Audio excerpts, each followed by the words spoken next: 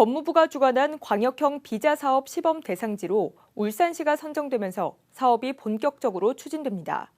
울산형 광역비자는 울산 지역 조선업 인력난을 해소하기 위해 울산시가 마련한 지역 맞춤형 인구 정책이자 생존 전략입니다. 관련 소식을 전우수 기자가 보도합니다. 울산시가 법무부의 광역비자 시범 대상지로 최종 선정됐습니다. 광역비자는 지방정부가 지역 여건과 산업 특성에 맞게 외국 인력 유입을 위해 자체적으로 설계하면 정부가 최종 승인해 비자를 발급하는 제도입니다. 울산에는 최근 조선업이 호황을 맞으면서 오는 2027년까지 최소 13,000명 이상의 인력을 추가로 확보해야 할 상황입니다. 하지만 국내에서는 고위험 저임금 업종이라는 이미지 때문에 취업 기피 현상이 나타나면서 조선업계의 인력난이 깊어지고 있습니다. 이 같은 인력난 극복을 위해 울산시가 선택한 방법 중에 하나가 우수한 해외 인력 확보로 현실적 여건을 반영해 설계한 것이 울산형 광역비자입니다. 외국인 노동자들이 보다 수월하게 국내에 정착할 수 있을 것입니다. 이는 또한 지방의 산업 경쟁력 유지와 정주 인구 확대, 지역 경제 활성화에도 크게 기여할 것입니다. 비자 유형은 E7-3이며 직종은 조선용접공, 선박정기원, 선박도장공 등 세 직종입니다. 울산형 광역비자의 가장 큰 특징은 해외 인력이 국내 입국 전 해외 현지에서 한국어와 한국문화, 직무교육 등을 이수한 뒤 우수 교육생에 한해 일자리를 제공하는 방식입니다. 상위 90% 이내 교육생을 선발해 시범사업 기간인 올해 230명, 내년에 210명, 총 440명을 국내에 취업시킬 계획입니다. 이를 위해 울산시는 지난 3월 우즈베키스탄 현지에 글로벌 인력 양성센터를 개소하는 등 만반의 준비를 해왔습니다. 때마침 우즈베키스탄 이민청의 부청장이 울산시를 방문해 울산 글로벌 인력 양성센터 운영 현황 전반에 대한 논의를 가졌습니다. Avvalambor bizlar Ulsan shahar hokimiyati Mr. Kim janoblariga o'z minnatdorchiligimizni bildiramiz. Mana shu hokimiyat, mana shu idora rahbariyati qo'llab-quvvatlash asosida biz O'zbekiston fuqarolarini Hyundai Heavy Industries korxonasiga, ishxonasiga joylashtirishni ishlarini amalga oshiryapmiz va kelajakda bizlar bu Ulsan hokimiyati bilan va bu tashkilot bilan hamkorlik qilishdan doim g'oyat manfaatdorligimizni bildiramiz. 울산시는 우즈베키스탄 외에 태국, 베트남, 인도네시아 등에서도 현지 교육을 추진해 외국 인력 확보를 확대해 나갈 방침입니다. 울산시는 이번 광역비자 시범 사업이 지역 맞춤형 인구 정책이자 생존 전략으로 성공적으로 안착할 수 있도록 최선을 다한다는 각오입니다. 울산시는 무엇보다 외국인 노동자들이 지역사회와 조화롭게 공존할 수 있도록 세심하게 지원하고 소통하겠다고 밝혔습니다. JCN 뉴스 전우수입니다. 울산시는 유네스코 세계유산으로 등재를 추진 중인 반구천의 암각화가 어제 국가유산청으로부터 세계유산 목록 등재 권고를 통지받았다고 밝혔습니다. 등재 권고는 유네스코 자문심사기구인 약칭 이코모스라고 부르는 국제기념물 유적협의회가 유네스코 세계유산센터로 제출한 최종 결과보고서에 수록된 권고사항입니다. 등재 권고를 받은 유산은 이변이 없는 한 세계유산위원회에서 등재됩니다. 반구천의 암각화의 유네스코 세계유산 등재는 이 권고를 바탕으로 오는 7월 6일부터 7월 16일까지 프랑스 파리에서 열리는 제47차 세계유산위원회에서 최종 결정됩니다. 21대 대선이 임박해지면서 여야 양당 후보 진영 모두 중앙당 차원의 지지 유세 등 유권자의 표심을 얻기 위한 유세 활동에 총력전을 펼치고 있습니다. 지난 24일 박찬대 더불어민주당 중앙선대위 상임 총괄선대위원장이 울산을 방문해 중구와 남구 도심 경청 유세를 벌이며 시민의 목소리에 귀 기울였고 시당과 구군 선대위도 지역별로 아침 인사와 지역별 유세를 벌이며 표심 훑기에 나섰습니다. 국민의힘은 지난 23일 울산의 중심지인 공업탑 로터리에서 1000여 명의 당직자와 당원, 지지자들이 함께한 가운데 대규모 집중 유세를 펼쳤으며 어제는 김문수 후보의 부인 설난영 씨가 지원 유세차 울산을 방문해 남구 수암시장과 태왕시장을 돌며 새로운 대한민국을 위해 김문수 후보 지지를 호소했습니다. 대선이 목전으로 다가오면서 여야 선거 조직과 지지자들의 대시민 홍보 활동이 뜨겁게 달아오르고 있습니다. 더불어민주당과 국민의힘 울산선대위는 사전투표일인 29일을 앞두고 어제 실회 프레스센터에서 유권자들을 향해 사전투표 독려를 당부하는 한편 지역 추진 공약을 발표했습니다. 또 정책과 비전 포럼과 울산 청년 100인이라는 이름의 단체는 더불어민주당 이재명 후보 지지를 선언했고 국민의힘 중앙선대위 경제특보인 최건 변호사와 전현직 노동운동가라고 밝힌 단체는 김문수 후보 지지를 선언하는 등 지지 선언이 잇따랐습니다. 이번 주 사전투표가 있습니다. 이번 선거의 의미가 특별하듯이 사전투표의 의미도 마찬가지입니다. 남은 시간 동안 절실함으로 시민께 다가가겠습니다. 저희 당 입장에서는 사전투표를 독려하고 있습니다. 사전투표에 적극적으로 울산 시민들께서도 참여를 해주시길 당부의 말씀을 드리고 싶습니다. 대한상공회의소가 지역경제 현안과 관련한 입법과 정책을 제안하는 대외협력위원회를 조직했습니다. 대외협력위회는 전국 74개 지역상의 회장들이 위원으로 참여하며 초대 공동위원장에는 이윤철 울산상의 회장을 포함한 7개 권역별 지역상의 회장 7명이 맡게 됩니다. 대한상의는 지역기업의 의견이 정책에 효과적으로 반영되도록 노력하고 지역별 중점 산업 육성과 정책 개발, 지역 상생 모델 발굴 등에도 힘쓸 예정이라고 밝혔습니다. 울산시는 시내버스 노사 간 임금 협상 난항으로 오는 29일부터 시내버스 파업 가능성이 커짐에 따라 어제 시청 일별관 회의실에서 관계기관 회의를 가졌습니다.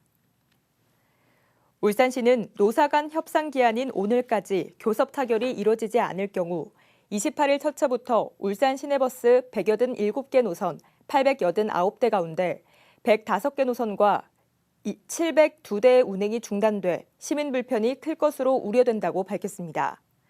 이에 따라 울산시는 시내버스 파업이 단행될 경우 승용차 요일제 해제와 법인과 개인 택시 운행 확대를 시행하고 근로자와 학생들의 출퇴근과 등하교 시간에도 자체적으로 조정해 줄 것을 해당 기관에 당부했습니다.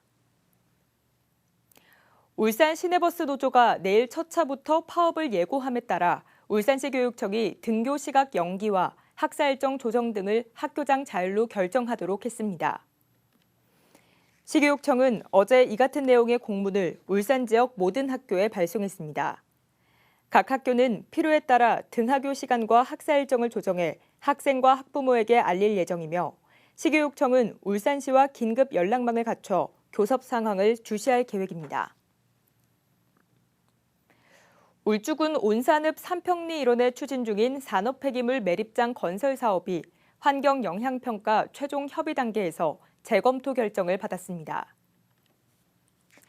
낙동강유역환경청은 매립장 건설 사업 예정지가 온산 국가산단과 주거지 사이 완충지대로 작용하고 있고 기존에 제안된 저감 방안만으로는 침출수와 악취 등을 통제하기 어렵다는 이유로 사업 재검토 결정을 내렸습니다.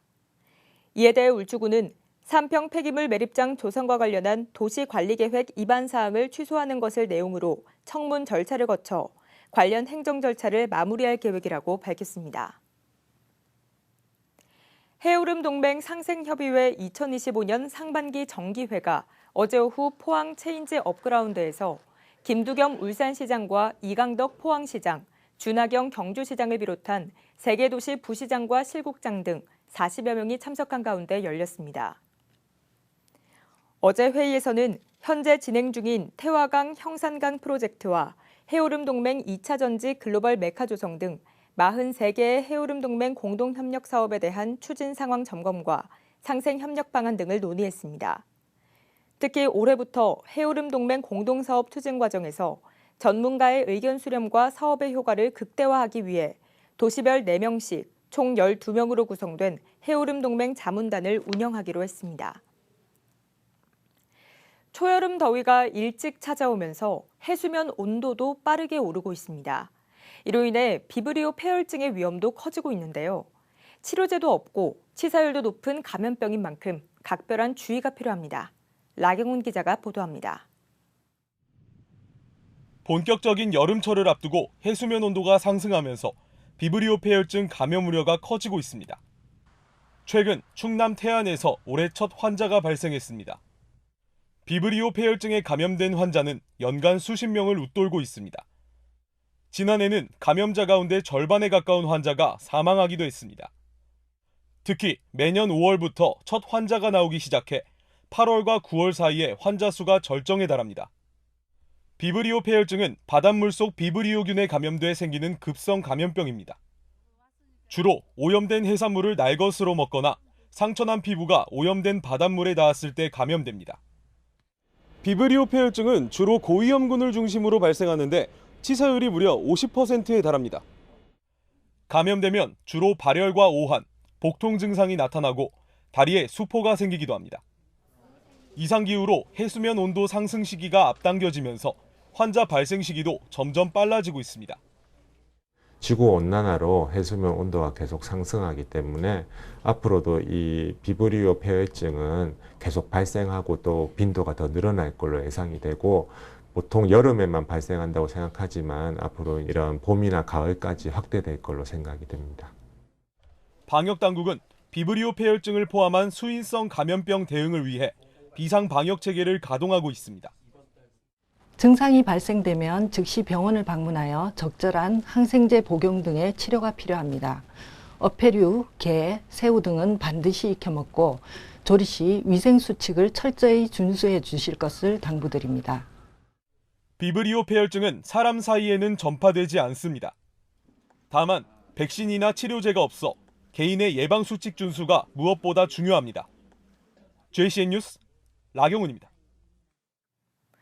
울산시 선거관리위원회는 울산 지역 제21대 대통령 선거의 투표소를 전체 269곳으로 확정했습니다. 울산시 선관위는 선거인의 투표소 접근성을 높이기 위해 전체 투표소 269곳 중 99.6%인 268곳의 투표소를 1층 또는 승강기가 있는 장소에 설치했다고 밝혔습니다. 부득이하게 지하 또는 2층 이상의 시설에 투표소를 확보한 경우에는 임시 기표소를 설치하고 투표 안내원을 배치할 예정입니다. 투표소 위치는 전 가구에 발송된 투표 안내문이나 주소지의 구군청 홈페이지를 통해 확인할 수 있습니다. 제21대 대통령 선거 선상투표가 어제부터 오는 29일까지 실시됩니다. 선상투표는 대한민국 국민이 선장을 맡고 있는 원양어선 등 선박에 승선 중인 유권자들로 전국에 3,051명이, 울산에서는 모두 84명이 대상자입니다. 선상투표는 2012년 제18대 대통령 선거에서 처음 도입된 제도로 대통령 선거와 임기 만료에 의한 국회의원 선거에서 실시됐습니다. 지난 제20대 대선에서는 울산 지역 선상투표 신고자 수가 74명이었고 이 가운데 72명이 투표에 참여했습니다. 울산시 선거관리위원회는 제21대 대통령 선거 투표 참여 독려를 위해 지역 향토기업과의 협업 홍보 활동을 펼친다고 밝혔습니다. 홍보 활동에 참여하는 지역 향토기업은 장생포 고래빵과 해월땅, 소월땅 등 모두 7곳입니다. 이 업소들은 제21대 대선 선거일인 6월 3일까지 매장 내부에 제21대 대선 홍보 포스터와 미니 배너 등을 설치하고 제품 포장지와 컵홀더에 선거 정보가 담긴 홍보 스티커를 부착해 판매합니다. 프로야구 NC 다이노스가 울산 문수야구장에서의 대체 홈구장 일정을 마치고 본래 홈구장인 창원 NC파크로 복귀합니다. 한국야구위원회는 오는 30일부터 창원에서 홈경기를 재개하게 해달라는 NC 다이노스의 요청을 승인했다고 밝혔습니다. NC 구단은 당초 다음 달 말까지 문수야구장을 사용하기로 울산시와 협의했지만 지역 상권과 팬, 선수단 관리 등 여러 요소를 종합적으로 고려해 이같이 결정했다고 설명했습니다. 울산시는 지난 2일부터 6일까지 울주군 온양읍 남창들녘에서 국제보호조류인 메추라기 도유를 비롯한 희귀 나그넷의 6종이 관찰됐다고 밝혔습니다. 특히 이 기간 동안 세계자연보전연맹 적색 목록 중에서도 멸종 위기에 있는 취약종인 메추라기 도유와 붉은개 도유가 울산에서 처음 관찰됐습니다. 또 지난 1999년 4월 25일 제주도에서 수컷 한 마리가 보고된 후 전국적으로 드물게 관찰되는 노랑머리 할미새도 울산에서 처음 관찰됐습니다. 유니스트 연구팀이 끈적한 혈전에 세균이 달라붙게 해 혈액 속 세균을 제거하는 기술을 개발했습니다. 유니스트 바이오메디컬 공학과 강주헌 교수팀은 감염 혈액을 체외로 빼내서 세균을 인공 혈전에 흡착시켜 제거한 뒤 혈액을 다시 체내로 넣는 체외 혈액 정화 장치를 개발하는 데 성공했습니다. 개발된 기술은 항생제를 쓰지 않고도 다양한 병원성 세균을 직접 제거할 수 있어 폐혈증 등 감염치료법 개발에 활용될 걸로 전망됩니다.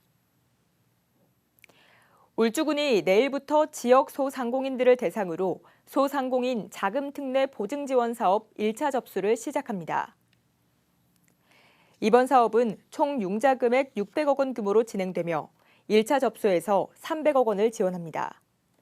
대출은 2년 거치 일시 상환 방식으로 최대 8천만 원까지 가능하고 대환과 중복 대출도 허용됩니다. 울주군 내 희망 소상공인들은 군청을 방문하거나 울산신용보증재단 홈페이지를 통해 지원 신청을 할 수 있습니다. 중구청이 운영하는 공공시설 전담 수리 영선반이 가정의 달을 맞아 취약계층 가정을 순회 점검합니다. 영선반은 다음 달 5일까지 관내 기초생활수급자와 한부모 가정 등 취약계층 20가구를 찾아가 방충망 보수와 수도 배관 수리, 전기 시설물 점검 등을 실시합니다. 중구청은 매년 1월과 3월, 5월과 7월, 그리고 10월을 척척 맞춤의 달로 지정해 찾아가는 행정 서비스를 운영하고 있습니다. JCN 모닝앤 울산 마칩니다. 함께해 주신 여러분 고맙습니다.